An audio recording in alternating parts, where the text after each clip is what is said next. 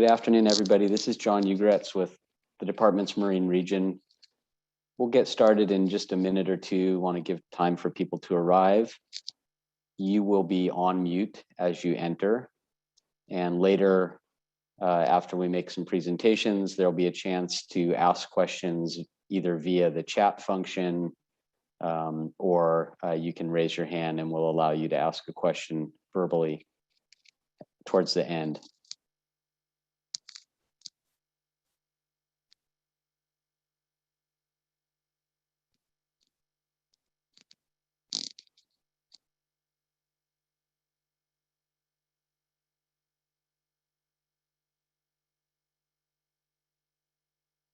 Right now, I see we've got about 26 participants. We'll wait a minute or two more, and then we'll get started.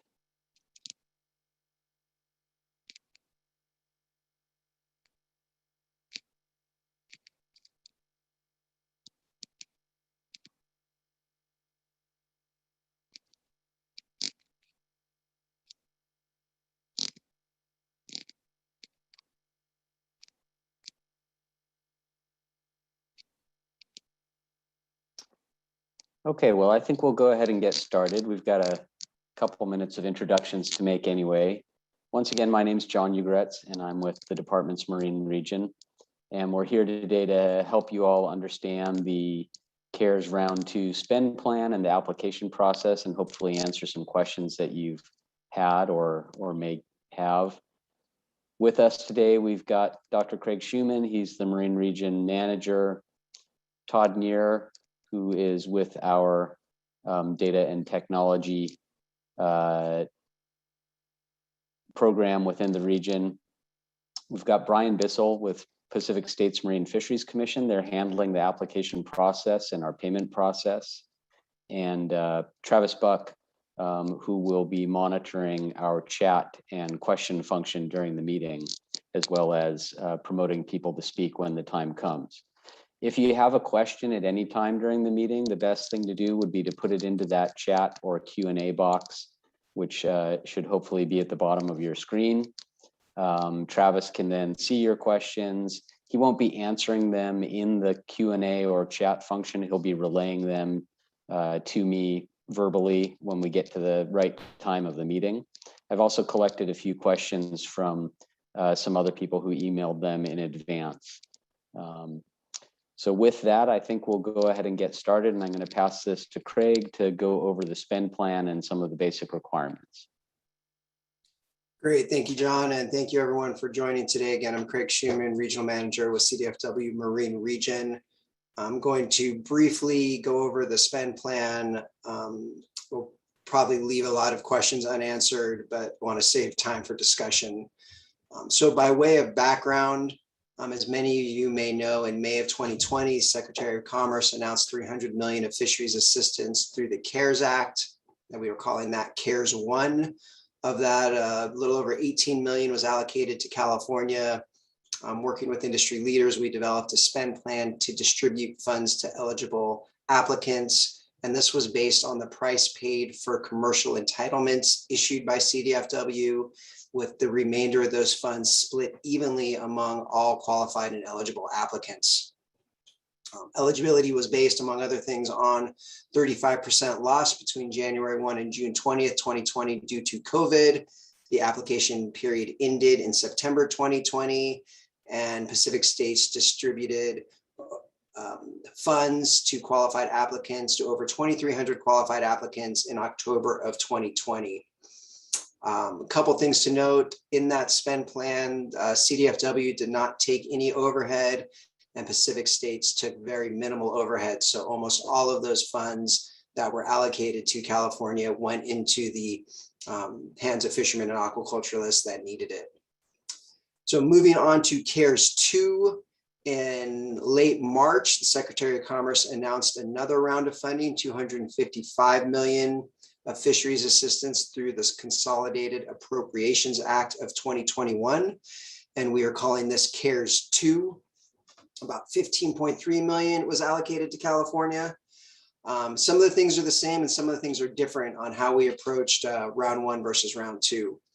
Some of the things that stayed the same is we included 35% loss due to COVID, and this is a requirement from NOAA based on the 5-year average. You cannot be made more than whole, although we have received some additional clarity from NOAA on how to make that calculation.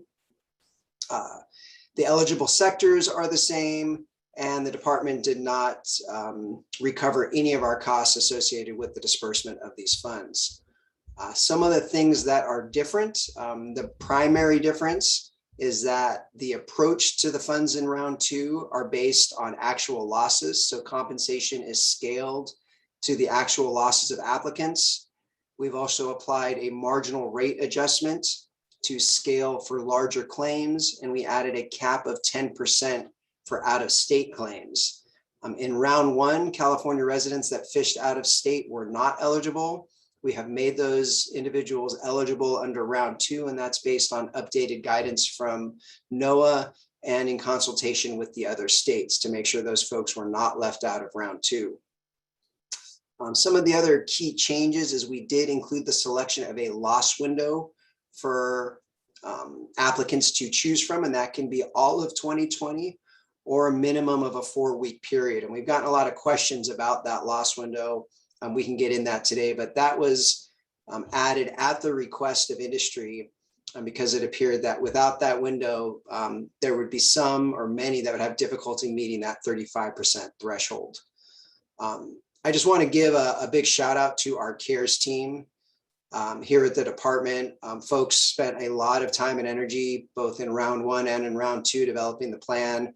And want to give Brian over at Pacific States and his colleagues there a huge shout out. They're just been in the trenches in this and think about what they're going through, thinking about all of the West Coast states and in the Pacific. Brian, how many checks have you guys issued so far? It's in the tens of thousands, I think, and with more to come. So, everyone's working really hard to get you all the funds you need to compensate for your losses and keep your businesses solvent. So with that, I will turn it over to John. Yeah, thanks. And so what I'm going to do next is I'm going to pull up our website and go through our frequently asked questions that we have there. Many of the questions we're receiving are actually answered on our website here. So if anybody's looking for information, if you hear of anybody else looking for information, this is the first place to direct them. It's at wildlife.ca.gov/regions/marine/CARES-Act. And you can find a link to it on our Marine Region homepage. But this is definitely the first place to go. And obviously, first question many of you are asking is, does CARES Act apply to me? And so as Craig was mentioning, the qualifying categories are essentially people who held a commercial fishing license or a commercial fish business license. It does now include residents who fished in other states. So if you're a California resident who fished in another state, then you can apply under the California plan so long as that state is not covering you. And then for tribes and subsistence users, there's some special cases there, but essentially this plan would cover you if you are a tribal member who was also a commercial fisherman. So again, there's some questions about whether people qualify. Again, you have to be a commercial harvester or a commercial fish business. If you're not licensed in California, but you're licensed in another state and are a resident of California, you may be eligible. Non-residents are only eligible if they fished in California and they reside in a state that did not receive CARES Act funding. So that's an important one. So if you don't live in California, you should be applying in the state that you live in unless your state did not receive funding. So then we get into a bunch of questions about how to calculate your income for this process. And when Brian goes through the applications, you'll see this, but should CARES Round 1 payments be included? Yes. So if you received fisheries assistance through CARES round one, that needs to be included in your fishing income in 2020. However, stimulus payments, those $1,200 checks that went to pretty much all US citizens, are not considered income. They're also not fisheries income, so you would not include those stimulus payments, the $1,200 checks. Disaster payments, similarly, this is something that NOAA clarified in this round. So federal fisheries assistance for disasters should not count towards the 35% revenue loss for 2020. So you do not include disaster payments. Again, those are separate from CARES payments. And similarly, NOAA does not consider payments under the USDA STRP, the Seafood Trade Relief Program, in the more than whole analysis. So do not include those when we're asking you for gross income. Payroll Protection Act loans, if you received a Payroll Protection Act or SBA loan and it does not need to be paid back, then you would include that as income under the CARES Act, because that is CARES relief specifically towards your fishing business. If you have another business that is not a fishing business, let's say you have a nursery and you sell plants and you got SBA loans for that, then no, you wouldn't include that. That's not fisheries income, that's separate. How long does it take? Following the close of the 45-day response period, we will review the applications. We're not sure how long it'll take to get your funds at this time. So we're really encouraging people to use the online application. So far, we haven't come across someone who can't use it. We're recommending that if you can't do it on your own cell phone or your own computer or your own electronic device, that you go to a public library and use the publicly available devices there. If you need help, we recommend that you reach out to someone who's more technologically capable. Using the electronic system is going to really help guarantee that everybody gets paid quickly and that your application is properly tracked. The application period closes at 11:59 p.m. on November 17th, 2021. So you have just about a month left now to apply. Deckhands can be considered if they had a commercial fishing license, and they can self-certify a loss in their fishing income. Again, we're not looking for documentation in the application, so that's up to you to decide what your fishing income was, what you would report on your taxes, and what you report in this claim. John, just to add on that deadline, I just want to emphasize that late applications will not be accepted. So we just cannot emphasize the importance of making sure you start early with the online system and get these in. And you know, inevitably someone's going to come to us the next day and say, you know, I had a power outage or something happened, and we're just not able to accept late applications. Hey, Craig, just wanted to jump in real quick. Some of the statistics that we're looking at through the applications is it's taking folks on average about a half an hour from start to finish, maybe a little bit more, a little bit less, but so folks that are planning on applying should dedicate, you know, 30, 45 minutes or so at least to go through the application. And that's assuming they've got their numbers already gathered. And we'll go through what's required here in a minute when Brian runs through the application to help people with that. So again, the fishing related businesses have been stated. They haven't changed since last time as to who's allowed. This only covers marine and anadromous species. So freshwater inland guides, freshwater CPFVs like on Lake Tahoe do not qualify for CARES Act funding. We talked about tribes. Aquaculture, again, it's aquaculture that is for marine species in the marine environment or anadromous. So the timeline, Craig mentioned this, it's January 1st, 2020 to December 31st, 2020 for your loss period. It can be any 4-week consecutive period or longer within that. So you're choosing what period your loss covers. And then you're using that same window period to compare to past years. So for instance, if I'm claiming that my losses were from June 1st to August 31st, 2020, that's where I usually fish, that's where I experienced a loss, then you would compare that to June 1st to August 31st in the 5-year previous period.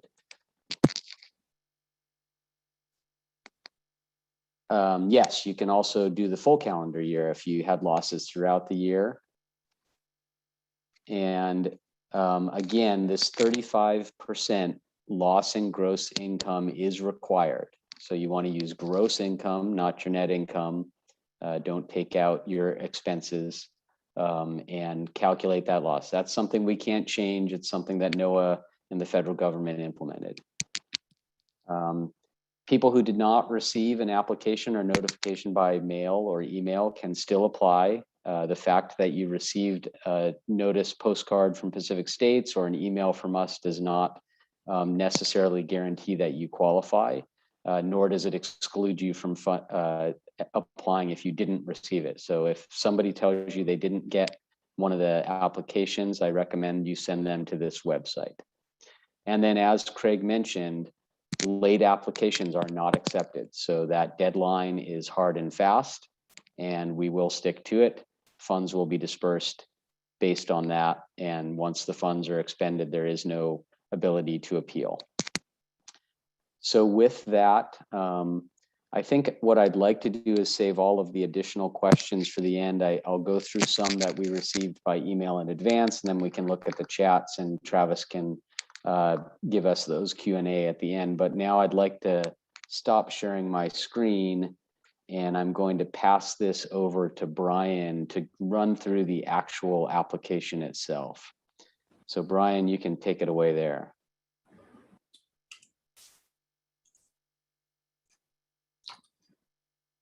All right, so the postcard that folks received should have directed them to our main website.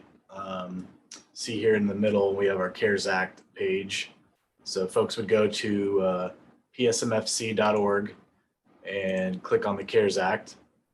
From here, this is the main page for all of our fishery disasters and CARES Act relief.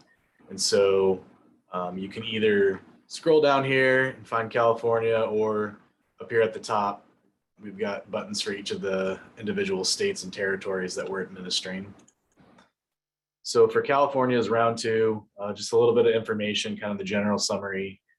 We have the spend plan here. This is the complete document. And as amendments are approved, should there be a need for an amendment, we will post the most recent approved version of that document here on our website. And similar to the frequently asked questions, this document really is kind of the framework of how this relief is structured and implemented.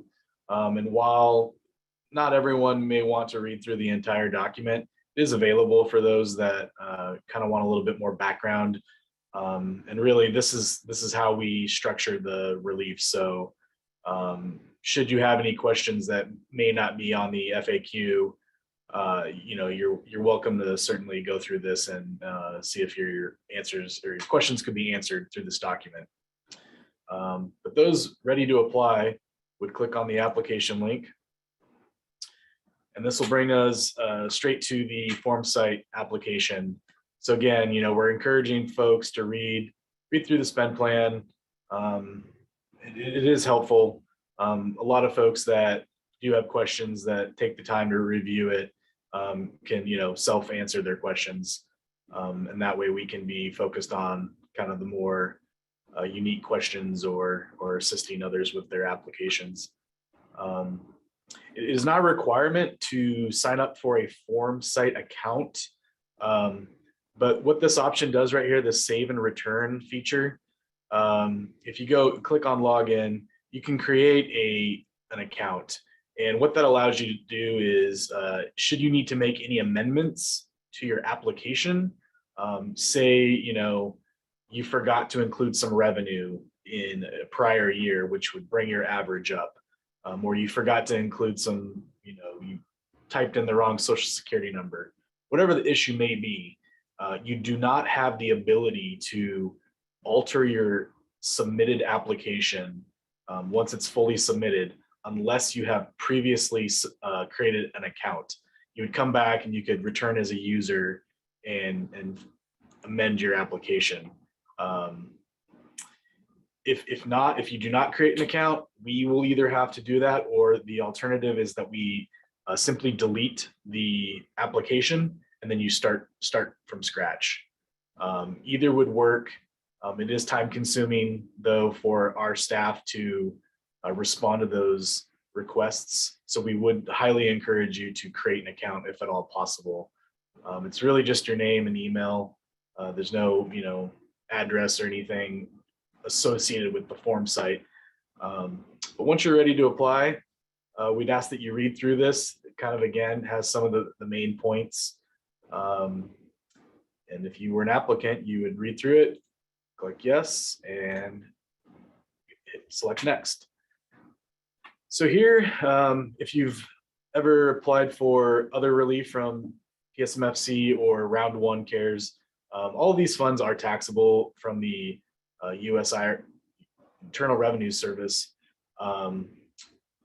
There was no provision in the legislation that excluded this from being taxable. So we do report all checks to the IRS, and it is a condition of receiving funds. So you do need to furnish either a social security number if you are applying as an individual, or if you're a business, you would of course supply your EIN or employee identification number. So kind of for purposes of this demonstration today, we're just going to go through it as a regular person. So, we're just going to put in some test information here. And we do ask for your date of birth. One of the criteria for receiving these funds is that you be over the age of 18. And again, that is a federal mandate.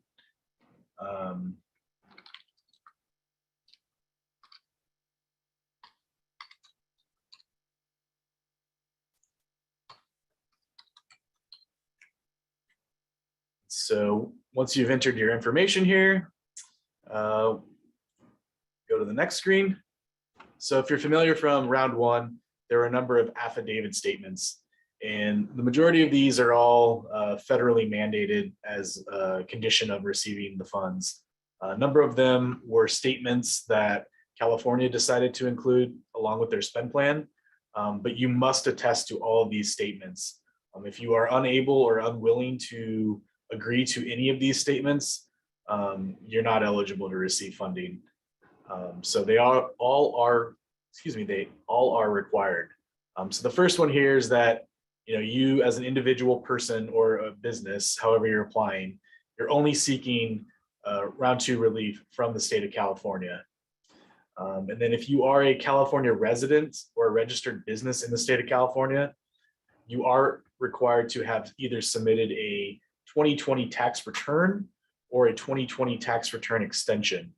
And so again, if you were a California resident and perhaps you didn't generate enough revenue to file taxes in 2020, and you did not file a tax return or a tax return extension, you're ineligible to receive funds from round two. So we'll go through here and say that we are a resident.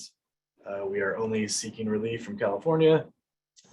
And so these are all, provisions of the CARES Act and the Consolidated Appropriations Act of 2021 that allow these funds to exist. So you're saying that you're an eligible recipient. The losses that you incur through this relief need to be either directly or indirectly due to the COVID-19 pandemic.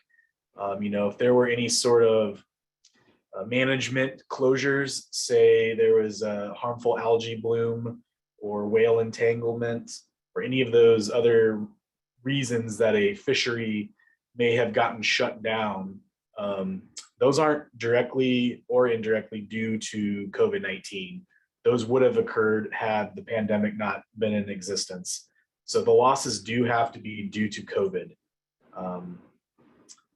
And then again, you need to be over the age of 18 the date that you apply. So, you know, if you are going to be 18 prior to November 17th, you know, it might wait until whenever your birthday is to apply, if you currently are not 18. Because if you are not 18 at the date of your signing, unfortunately, we will have to disqualify that application.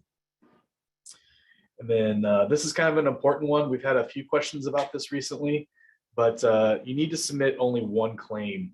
And this is going across all qualified sectors and all qualified or all fisheries. So for example, if you are a commercial fisher and you also have a charter business or guiding service, you would apply on a single claim. You know, your revenues and your losses need to be inclusive. We don't want you applying on one application as a guide and then one application as a commercial fisher. We would ask that you apply once. And then individuals or businesses that started within the last 5 years must use all available years. So unfortunately, we've had a few people that, you know, may have had a license. They may have, you know, had their commercial fishing license, but sat that year out. You know, perhaps their boat was damaged or they had health issues. You know, or we've had instances where the fishing wasn't great, and so they pursued other opportunities, but they still retained that license or permit. So if you held a license or permit in any of the comparison years, you do need to be reporting what your fishery revenues were for those years.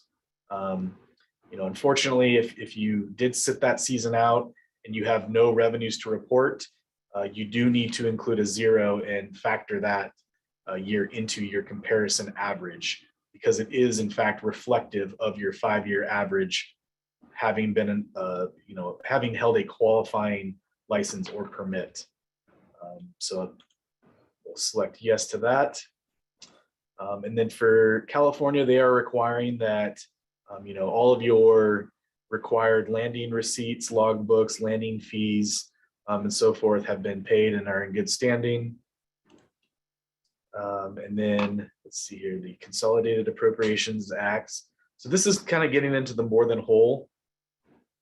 And we'll go into that more later in the application. But here for the affidavit statement, you basically are stating that, you know, you're going to include all of your revenues and that you are not being made more than whole for the year 2020. And then of course you can't be on the government's do not pay list or debarred from receiving federal funds. And then like John said, you know, we are not requiring that you submit these, the documentation up front. That would take a considerable amount of time and effort to sort through for, you know, 2,000-3,000 applicants. So it's not necessarily that you're on the honor system, but you do need to retain the records that brought you to whatever conclusions that you came to. And should you be audited by the Commission, NOAA Fisheries, or the U.S. Office of the Inspector General, essentially the White House, you know, you would need to furnish those documents or, you know, face legal issues. So eligible applicants, again, you are able to select multiple sectors here, depending on which, you know, areas of the relief you are applicable to you. So for this example, though, we're just going to go through one here as a commercial harvester. So again, we're reminding applicants that if you are a resident, you do need to have filed that California state tax return or tax return extension. And then if you are a non-resident, meaning, you know, you do not reside in the state of California, you may be eligible if you are from a state that did not receive funding, But as a commercial harvester, if you are from states of Oregon, Washington, Alaska, Hawaii, etc., but it's also including other coastal states like Texas or Maryland, Florida, those states out on the Gulf and Atlantic coasts. You do need to have applied to those states. But if you're a resident of, say, Idaho or Montana, states inland that did not receive CARES Act or Consolidated Appropriations Act funding, you may be eligible. So again, for this example, though, we're just going to say that we're a California resident commercial fisher, and we would enter our GO ID here. And we've got some information here. If you are uncertain of your GO ID, you can contact the California Department of Fish and Wildlife, and they can help you. So just a random number here. So here's the first kind of analysis. It's our 2020 claim. And so again, it's been mentioned several times now, but minimum of a 4 consecutive week time frame within the calendar year of 2020, January 1st through December 31st. It can certainly be more. It could be 6 weeks, 9 months, it doesn't matter. But at a minimum, it needs to be 4 consecutive weeks or 28 days. So for this example, though, we'll just stick with January 1st through the end of the year. So for 2020, this is the fishery revenues that you earned within your selected time frame. If you paint homes, in the winter, or have a firewood cutting business or whatever it may be, those revenues are not included. It's only revenues that you've generated through your qualifying license or permit. So for here, let's say that we earned $1,000 within the year. So here's this question, did you hold a qualifying license or permit in these prior years? This kind of goes back to the, if your boat was damaged or you had health ailments and you sat the season out. The question is asking if you held the license or permit in that year. So if you did and you didn't earn any revenue, you would still need to enter 0.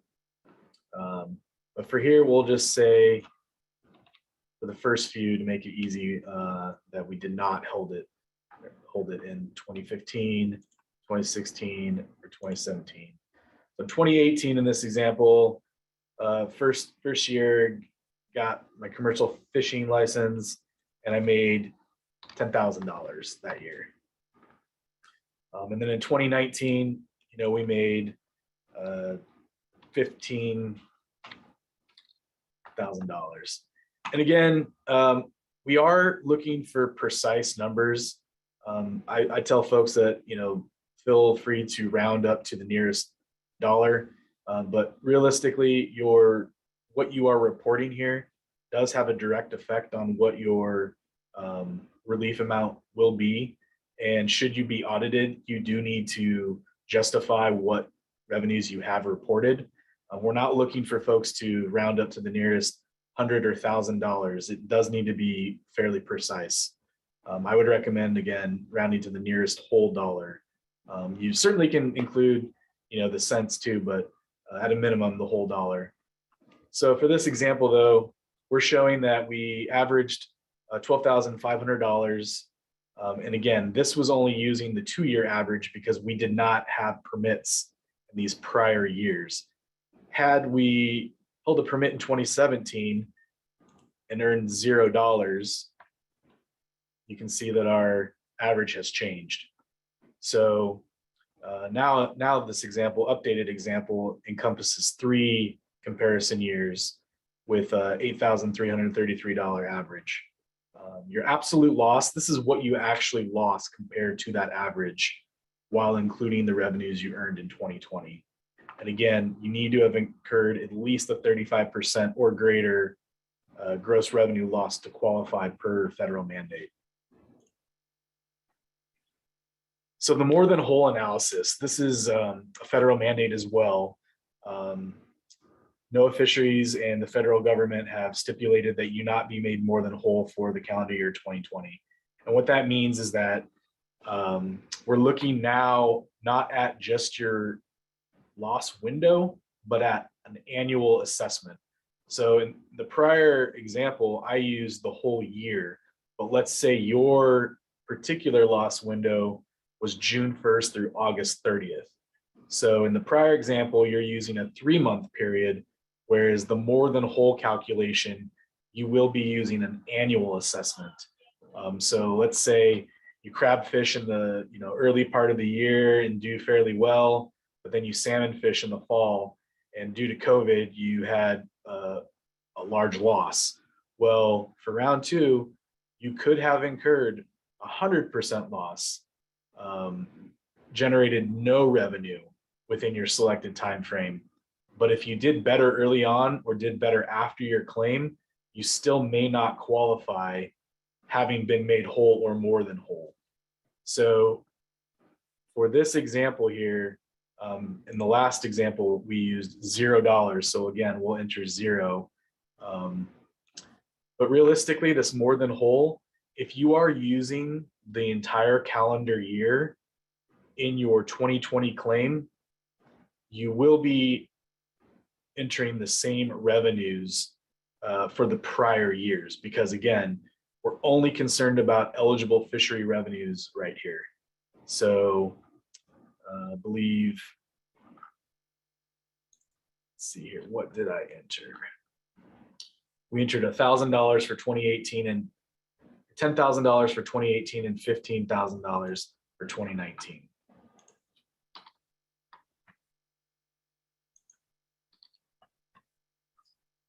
So for 2020 though, this is where it gets a little confusing. You need to calculate your 2020 revenues based on these 3 areas here. Any relief that you received, COVID relief in 2020, that does not need to be repaid, needs to be included. If you got a PPP loan from the Small Business Administration and you don't have to repay that, it needs to be included. All of your traditional fishery revenues, again, you crab fish in the spring and salmon fish in the fall, you will be including your crab revenues, because again, January 1st through December 31st for 2020. If you had any state unemployment due to your fishing, you would need to include that as well. And then again, any relief that you received in round 1 from the commission here, those checks went out in early November. Most people would remember applying for that relief. But if you have questions or are uncertain what relief amount you did receive, you can send us an email. We can look it up for you and let you know. So while I entered $1,000 for traditional revenue, let's say that I also got $8,000 from round 1. So now I have $9,000 to report for 2020. So in this example, you can see here right away that there's a negative sign and it won't let you go forward, saying, review the form and correct the highlighted items. So we've currently had quite a few people that this issue has come up with. There's not an error in the application. This is intentional. If you have a negative sign here and you can't move forward, that means that you've already been made whole. As you can see here, adding in the prior revenues and 2020, we've done better. We've done better than that. So in this example, we would not qualify. Even though you had a, let's see here if I can go back. It's not letting me go back.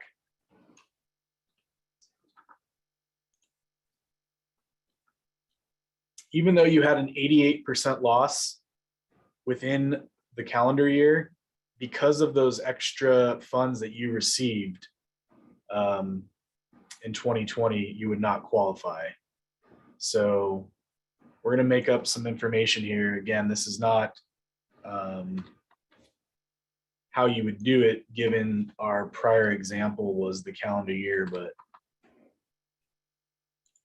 just so that we can move forward.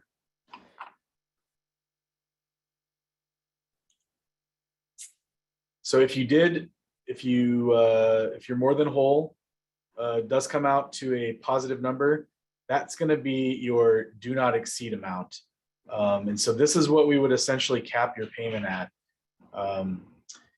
Even if your absolute loss was, let's say, $5,000, and after the marginal rate adjustment and after we've calculated everyone's payments, you're eligible for, say, $3,000. In this example, this is what would make you whole. You can't be made more than whole. So per federal guidance, we would have to cap your payment at that amount. Finally, this kind of goes back to the W-9 that you are likely familiar with if you've applied for relief from the commission. Given that we're doing this online, we don't have the same form per se, but the same kind of questions are available. So the first question is, you indicated that you were applying as an individual, a sole proprietor, or single member LLC. And so even if you're a business and you're a single member LLC, guidance from the IRS is that those taxes, essentially your business is a disregarded entity, and that those taxes would pass back through to the individual person. So we do require a social security number.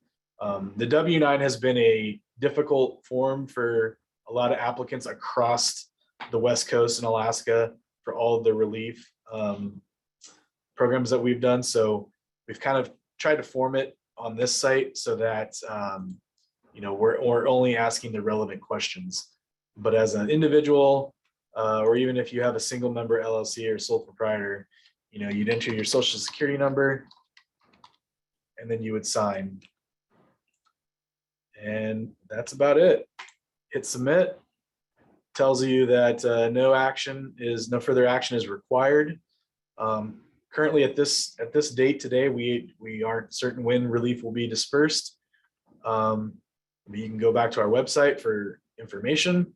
And then you can also print your whole application. If you want to print that or save this in some format, you're welcome to do so. And then if, later down the road, you realized, hey, I actually made $20,000, I need to amend my application. If you have previously set up an account, you'll be able to go back and edit that yourself. But if you did not create an account, you'll need to reach out to us, and we'll either have to delete your entire application and let you start over from scratch, or if it's a minimal edit, we may be able to go in and make that change for you. All right, well, thanks. Yeah, thank you, Brian, for going through that. And as you can all see, talking through it, it took Brian about 20-25 minutes to go through an application. It's not incredibly hard. I think the trickiest thing, and the thing we've received probably the most questions about, is the difference between your loss window and that 35% loss calculation and your more than whole analysis, which is full year income, including other COVID or other relief payments. So a couple people have asked, well, what if I only chose March and April as my loss window? So in the loss window calculation, you would do your 2020 fisheries income for March and April, and your March and April income for the previous years you fished. But in the more than whole analysis, you would still need to include the round one CARES payment that you might have received in November, and other types of payments throughout the whole calendar year that came from COVID related expenses. So that's a big question that I think people are confusing the loss window calculation and the more than whole. It's up to you to pick a loss window that benefits you, that shows your 35% loss. And so if you didn't have a 35% loss for the whole year, but you did, let's say, during a specific fishery that is a portion of the year and it was due to COVID, then you should choose that window and make the comparison based on that. I'm going to run through a few other questions we've gotten so far. Several people are asking about, well, do I use the date that I made the fish landing or the date that I got paid in terms of calculating my loss window? And the answer is, how would you report that income?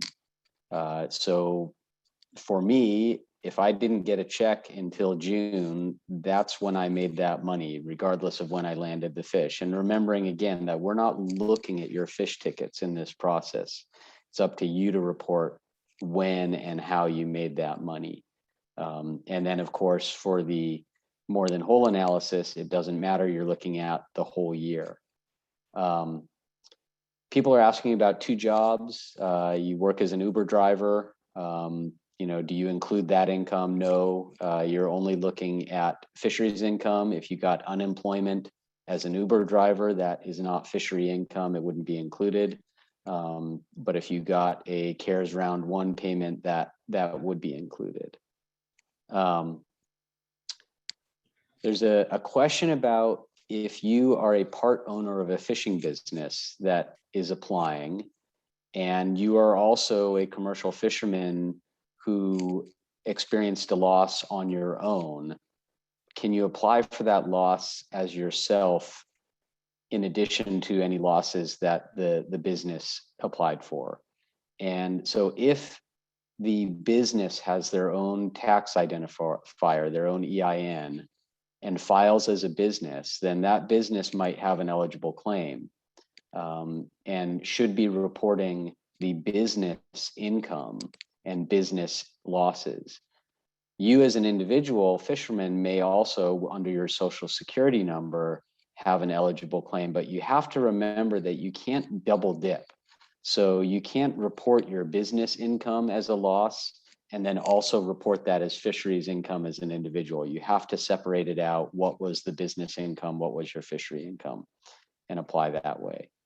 Out of state, it's fairly straightforward on the application. If you're not fishing in California, if you're a California resident fishing out of state, you are simply going to check that box and you're going to be entering, for example, your Alaska fishery permit number as opposed to your California fishing permit number or Go ID number. If you why do we include the full calendar year? Why is January and February included in this when COVID impacts didn't start happening in March? Well, California shutdowns started happening in March. Some fisheries actually were experiencing COVID impacts before March due to overseas issues. But again, you can choose your own loss window, so you don't have to include January and February if you didn't experience a loss in those months. And then so far online, just making sure. John, you want to see if we can tackle some of these that came in the Q&A? Yeah, if Travis, have you seen any that, well, let's see, I can run through the Q&A first. So what if you had one permit until mid 2018 and then two permits in 2019 and 2020? It doesn't really matter how many permits you had, it matters what your income was in those years. So your fishing income may have increased across 2015 to 2019. And that's okay, that'll be calculated in the average. Just report your income either during your window period or for the whole year for the more than whole analysis, and it will calculate it for you. Should I include city and state grant funding for the make whole or just fisheries and federal PPP? If you made income as a fishing business, so if you were given money by a city or state as part of your fishing business to offset COVID losses, then yes, that would be included. If a city or state gave you some other kind of funding that wasn't related to your fishing business, then no, you would not include it. Got one, we talked about the shorter months. This one I'm not sure of the exact terminology. There's someone asking that if they filed as a non-filer, do they qualify in California? And Brian, I'm not sure if you know the answer to that or if we have to get back to this person. I'm not familiar with California's tax return system, but I would think that if they have a 2020 tax return, if they filed or did the extension. Yeah. That's my sense as well, that even if you filed as a non-filer, what part of the rationale behind the tax return was to establish residency. So if you're a California resident, you filed as a non-filer, that should be sufficient. Okay.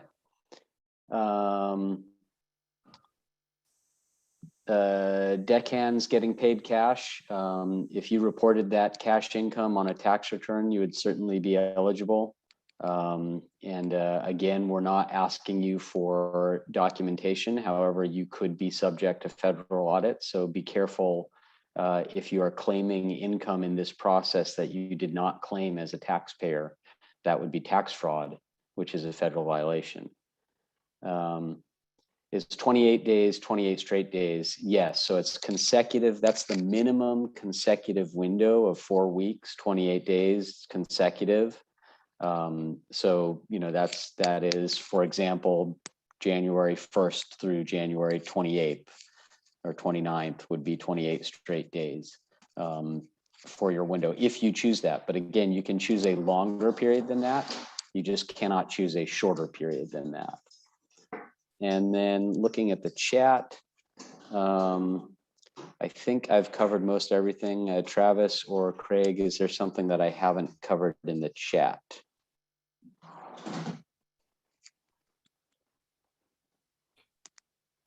John, how about this question? If the scope of work and income has increased within the last 5 years through new fisheries and/or bigger boats, how does that work if the income has increased in the last 3 years, but is 35% lower than the last 3 years? Can you file for those 3 years where the increased operations have changed? Thank you. Yeah, good question. So if you held a permit, any permit between 2015 and 2019, you must include that income. If your fishing income was increasing from 2015 to 2019, that's okay. That would be calculated in the average. But if your 2020 income was greater than that average, then you did not suffer a loss. So you may have expected to make more in 2020 than you actually made, but it is not considered a loss by this program unless you have actually lost 35% compared to that 5-year average. So the only way you would include less than 2015 to 2019 is if you did not hold a permit in 2015 or 2016 or one of the earlier years. And another one, do we count the money that is on the fish tags for that day or when we actually receive payment from buyers? A lot of times. Yeah, I would say, again, it's what was your income?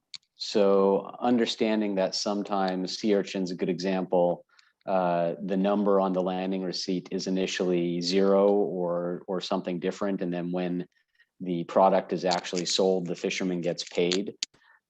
It's when you got paid. That was when you made income, not what the fish ticket says. And again, we won't be auditing those fish tickets to determine that.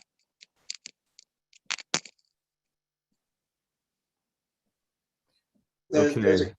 Oh, go ahead. Yeah, there's a question here. I think, Brian, this one would be for you. If applicant were to specify a 30-day period for 2020, how should he or she account for a forgiven PPP loan that was granted on a date not included in those 30 days?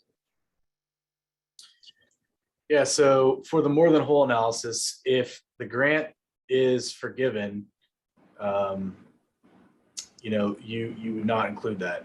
It doesn't matter when it's forgiven, but if you know that you're not going to be repaying those funds, then you would not. It would be included. Or, excuse me. Yes. Yeah. Sorry. So you would not include it in your 35% calculation because it wasn't for those months, but it would be included in that more than whole analysis. Yes. Yeah, and I think that's where a lot of confusion is, that more than whole versus 35% loss. The only time those numbers would be exactly the same is if you choose the entire calendar year as your loss window. But if your loss window is less than the entire year, your more than whole might be greater than your loss in terms of income because it is the whole year. And we share your frustration with some of these rules, but this is all coming down from the feds. John, I see one more. Uh-huh. I have held a permit for over 5 years and formed a LLC in late 2020. Should I apply as an individual, as all previous income will show under my social? Yes, I think that would be the case. Is you're trying to show a loss based on historic performance. So you would be reporting what you made as an individual and how that changed. And it may not matter, right, Brian? Because if your income in 2020 was under the LLC, it would just be you having to demonstrate that through an audit. Should you be audited, you'll need to demonstrate where that baseline income came from and where that 2020 income came from, and that it's the same. It's apples to apples. Right. Correct. Yeah, and that's again, I think all of you should think about, what would the federal government think when they audited you? How would you document your losses? How would you back that up? And again, unreported income can't be used as a loss. And if your personal circumstances changed in terms of how you receive income, you would be able to document that and show them how it changed. John, a couple more in the Q&A. First question, if there is money not claimed, where does it go? So that's in the spend plan. And Craig, are you prepared to answer that? You can't be made more than whole. So your total amount could be less than you're made more than whole. It won't ever be more than you're made more than whole.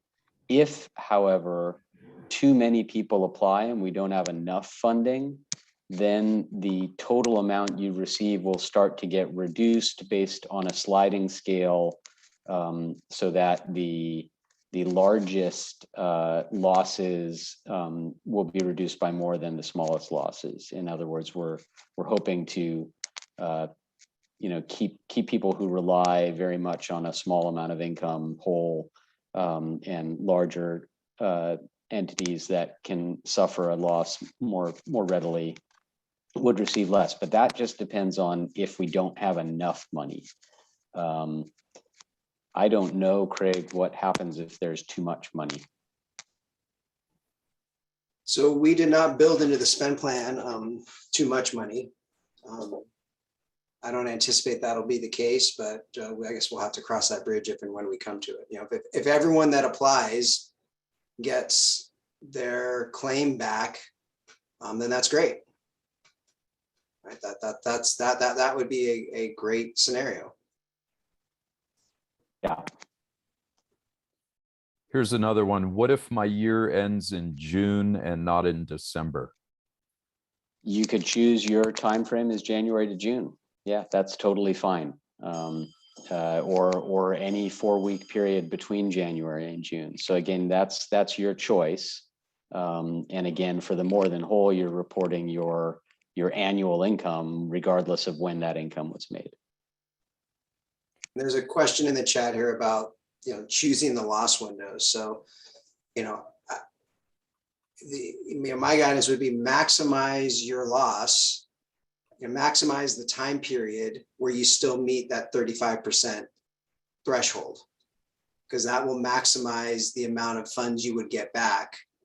The reason why we included the loss window, because some folks had indicated that if you include the whole year, if we box them into certain 6-month timeframes or 12-month timeframes, they won't hit that 35% threshold. So we added that flexibility. But if you can show more income and still meet that threshold, or a greater loss, that's what you'd want to include.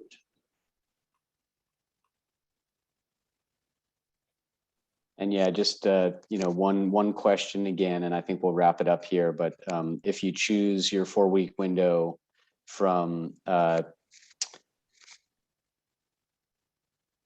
ending in May and you didn't receive your COVID relief until November, does it need to be included? So it would not be included in your loss window.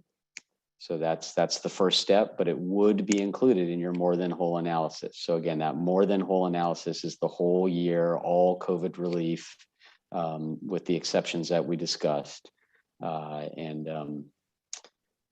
not the same as your loss window.